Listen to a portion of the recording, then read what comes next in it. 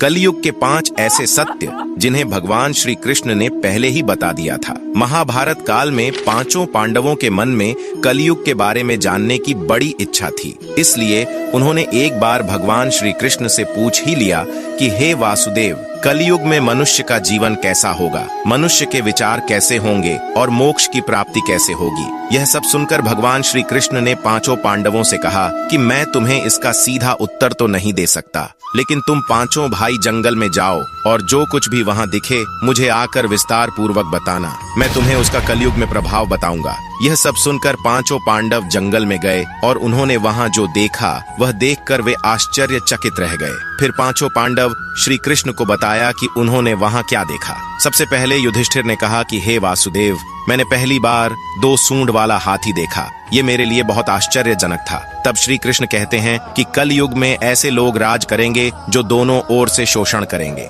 कहेंगे कुछ और करेंगे कुछ और, मन में कुछ और होगा और कर्म कुछ और ही करेंगे। ऐसे ही लोगों का कलयुग में राज होगा। उसके बाद अर्जुन ने कहा कि हे वासुदेव, मैंने जो देखा वह तो इससे भी आश्चर्यजनक था। मैंने एक पक्षी देखा जिसके पंख पर वेद लिखे थे, लेकिन वह मांस खा रही थी। तब श्री कृष्ण बताते हैं कि कलयुग में ऐसे लोग रहेंगे जो बड़े ज्ञानी कहलाएंगे। वे ज्ञान की चर्चा तो करेंगे, लेकिन उनका आचरण राक्षसों जैसा होगा। कलयुग के मनुष्य धन और संपत्ति के लोभी होंगे, भले ही उनके पास कितना भी ज्ञान क्यों ना हो। उसके बाद भीम ने कहा कि एक गाय अपने बछड़े को इतना चाटती है कि बछड़ा लहू लोहान हो जाता है। तब श्री कृष्ण कहते हैं कि कलयुग में माँ के बच्चों की प्रति ममता इतनी बढ़ जाएगी कि उन्हें अपने विकास का अवसर ही नहीं मिलेगा, जिसके कारण मोह माया में पड़कर वे बर्बाद हो जाएंगे। इसके अलावा जब किसी का बेटा घर छोड़कर साधु बनेगा तो हजारों लोग उसके दर्शन करने जाएंगे, लेकिन जब खुद का बेटा साधु बनेगा तो वे रोएंगे कि मेरे बेटे का क्या होगा।